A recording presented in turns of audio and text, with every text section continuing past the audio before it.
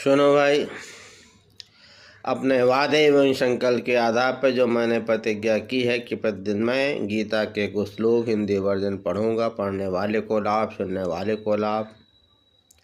और सबसे बड़ी चीज़ भगवान कृष्ण कहते हैं, जिस समय पढ़ा सुना जाता है उस समय मैं ज्ञान यज्ञ से पूजित होऊंगा। कम से कम आदमी नरक में नहीं जाएगा। भले ही थोड़े समय के लिए स्वर्ग में जाए, अपूर्ण क्षीण होने पे वापस पृथ्वी पे आ जाए, लेकिन नरक नहीं जाएगा। इसलिए पढ़ना सुनना चाहिए। दूसरा अध्याय चल रहा है। अर्जुन बहुत दुखी है, शोकयुक्त है। स्वजनों को युद्ध में देख करके, गुरु हैं, भाई भतीजे सब खड़े हुए हैं, और कह रहा है इसलिए इन महान भाव गुरुजनों को न मारकर मैं इस लोक में भिक्षा का अन्न खाना भी कल्याणकारक समझता हूँ, क्योंकि गुरुजनों को मारकर भी इस लोक में रुधिर से सने हुए अर्थ और काम रूप भोगों को ही भोगूंगा। नीचे वाला संतोष तो बढ़िया कहा कि संसार में है क्या, संसार में है क्या, अर्थ और काम रूप भोगों को ही भोगूंगा। अब अंत में क्या होगा? भोगों न भोक्ता मैं उपभोक्ता।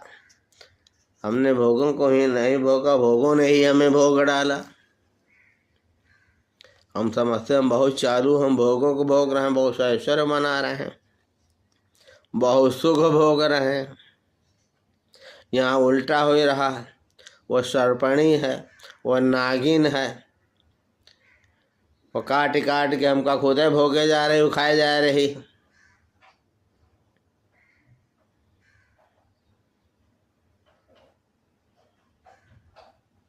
भोगो न भोक्ता।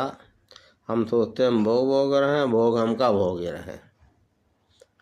बेवकूफ हम बने। हम ये भी नहीं जानते कि हमारे लिए युद्ध करना और न करना, इन दोनों में से कौन सा श्रेष्ठ है। अथवा ये भी नहीं जानते कि हमें उन जीतेंगे या हमको भी जीतेंगे, और जिनको मारकर हम जीना भी नहीं चाहते वे ही हमारे आत्मीगत राष्ट्र के पुत्र हमारे मुकाबले में खड़े हैं। एक संशय की स्थिति है। इसका समाधान गुरु और भगवान ही करते हैं, सत्संग से होता है। बहुत अकाल कीजिए सत्संगा, तब होई है जिय संशय भंगा।